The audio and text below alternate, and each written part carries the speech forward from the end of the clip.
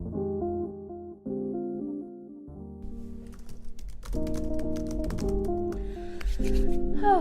so I guess we're doing this. So, welcome to the very first episode of Milk and Bookies. This poorly titled year-long series is a collection of podcasts written and produced by me, and thus are probably very bad. So speaking of long-term exposure to bad podcasts, I feel it necessary that I delve into the schedule I have planned and will hopefully follow for the future endeavors of this project. As previously mentioned, Milk and Bookies will be released over the course of a year. To divide this large matter, it will be established that 4 seasons of this amateur podcast will be published, and at random intervals, I'd have to admit. So let's not start the series pretending to be organized, shall we?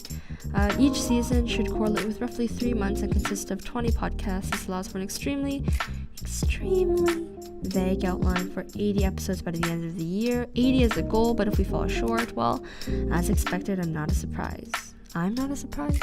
It's not a surprise. I'm okay.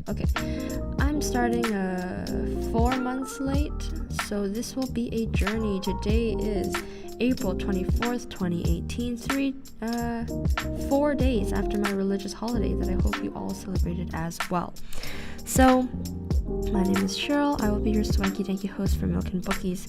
Fun fact, the nomenclature, which is fancy for naming, is derived from the main topic of the series, which is books, and me, because I'm lactose sensitive.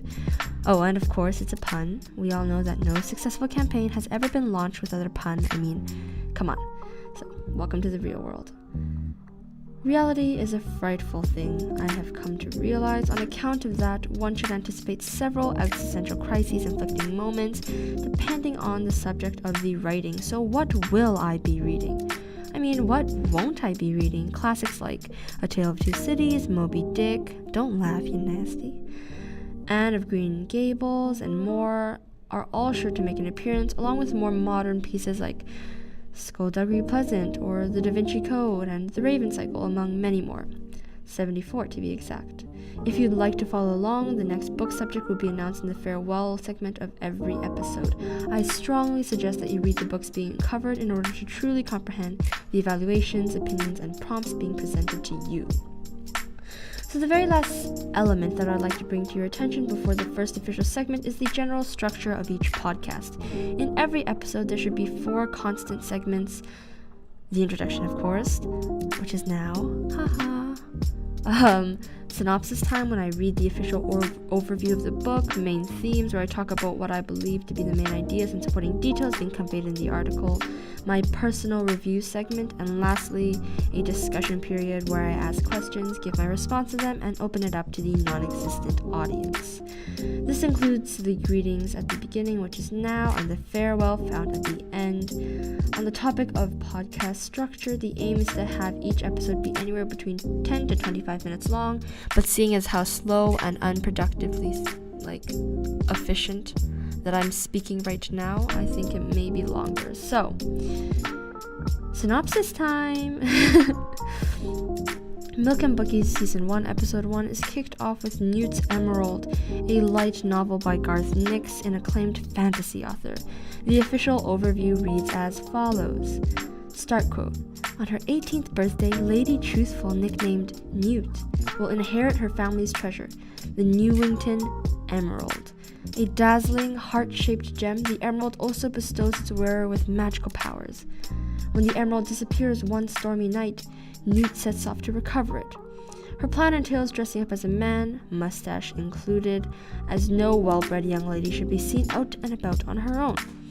While in disguise, Newt encounters the handsome but shrewd Major Harnett, who volunteers to help find the missing emerald under the assumption that she is a man. Once she and her unsuspecting ally are caught up in a dangerous adventure that includes an evil sorceress, Newt realizes that something else is afoot, the beating of her heart. In Newt's Emerald, the best-selling author of Sabriel, Garth Nix, takes a waggish approach to the ever-popular Regency romance and presents a charmed world where everyone has something to hide. End quote. Sounds pretty appealing, I would say. That is, if you're into romance and historical fiction. Okay, so romance and historical fiction. Oh boy. You would think that those would be the primary themes, no? Well, you're wrong. 100%. No.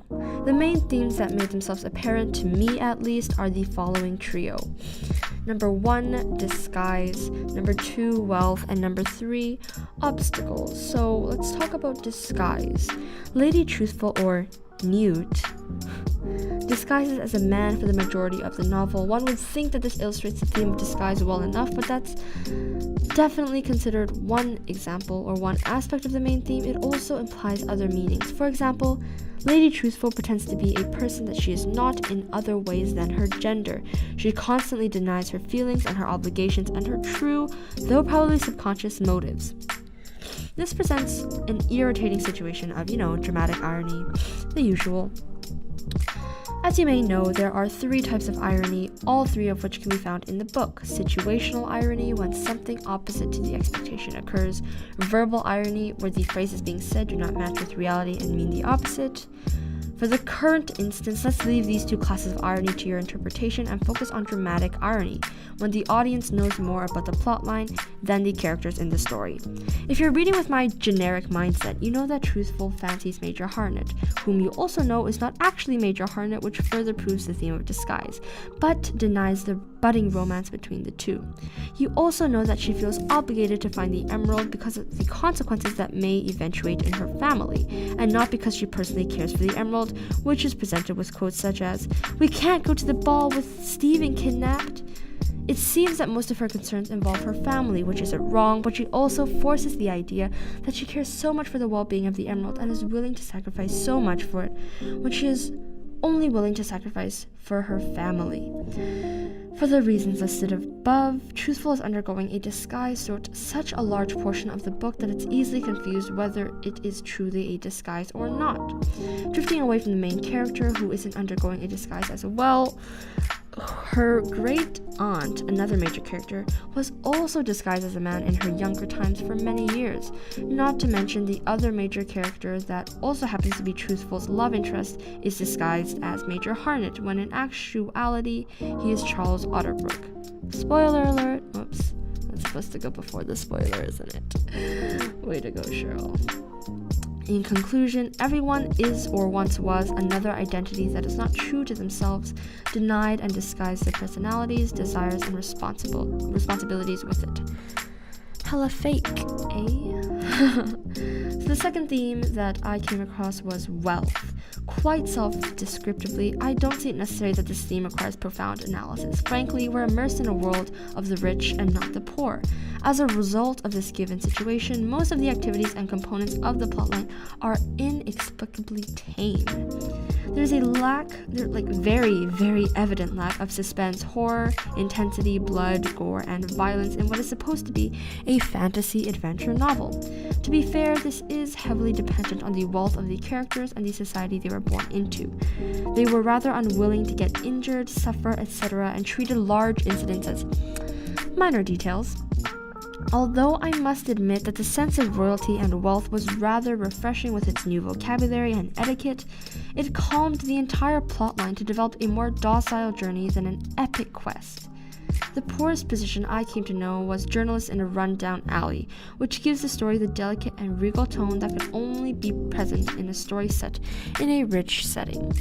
Now the last theme is obstacles, which isn't mutually exclusive to just this one type of story, of course, but the ups and downs that had to be faced seemed like a main theme in any story. But I would like to highlight how the obstacles that are supposed to be the real deals are just events that carry along the plot, and the most emphasized hardships are with the relationships of the people. Take Lady Plethendon for one. Oh, spoiler alert. Aha! I caught myself. Okay, anyways, yeah. Spoiler alert. Lady Plethendon becomes evil and prepares to thwart the Newingtons because of some hecking, sneaky backstabbing in a far-off backstory fiasco. Dang. She was what drove the emerald to be stolen, and she almost destroyed the region because of her, mistrust and unstable relationship between, her husband or some guy she wished was her husband or whatever. Obstacle? And dang. Lady Truthful complicates her relationship with Charles by getting involved in the real Major Harnet's romantic relationship, resulting in miscommunications involving the actual logistics section of the plot. Obstacle! Oh, and dang, the relationship between Lady Truthful and her maid was strained but never accentuated and ignored, instead to reveal that it was a toxic relationship when her maid betrays her and her family by, beginning the crime. Obstacle, right? These relationships and their mishaps are what are the true obstacles in the plot, as opposed to a villain that sports a collection of roadblocks to throw at, the main cast. Really, this is a tactic that's utterly unappreciated, but awfully clever. In conclusion, the disguise is being worn to complicate the storyline and bring about dramatic irony that increases frustration and addiction of the reader to the book. The wealth that is coincidentally found in this fictional society complements the disguises by proving copious amounts of wiggle room, where the rich characters dress up, chat, and go about their high-class duties, while the insignificant or the significant events unfold and go unnoticed. But the complementary tango between wealth and disguise are interrupted by the obstacles presented by relationships that have suffered anger, sadness, and grief from the past. It's a real whopper, Newt's Emerald, if you ask me. But I'm going to start off on the personal review with abandoning the more formal language and structure and really speaking on behalf of myself. Firstly, I can't say I loved Newt's Emerald. It was a light, quick read that I enjoyed to help me, to put myself to bed, but it wasn't the finest piece of literature for two main reasons.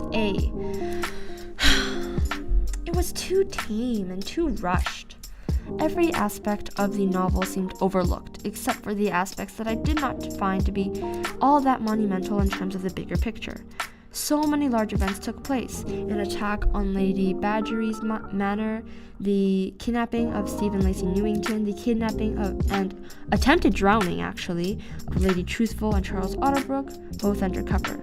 They weren't treated as the big deals that I felt like they should have been, but that's only addressing the things that were treated as too tame. Some constituents seemed too rushed. Like the romance between Newt and Charles. They have no decent, passive conversation throughout the book. But, once Truthful reveals that she's female and Charles reveals that he's in Otterbrook, they're suddenly, on good terms. Yeah, no. They haven't spoken about romance, courtship, or marriage once, but as the dramatic moment where Truthful saves the country or something, Charles sprouts out an "I love you." It's both unrealistic and unbelievable. There are far too many facets where it was just too rushed that I can't afford to go into detail about it, like how quickly decoded the mystery was, how fast the villain was defeated, and how easily the conflict was resolved. In my opinion, it was the definition of anticlimactic. B, the logistics of the plot.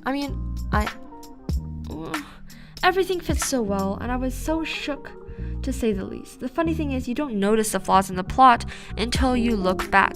Revelations like the possibility of Lady Placenta being the culprit was sprung into the plotline and was accurate immediately. The most unreliable and disappointing part is that she wasn't introduced for any other reason than to be chosen as the culprit.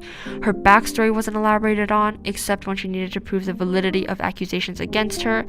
It was as if the plot wasn't planned beforehand, but when a villain and explanation was needed, a random one was added.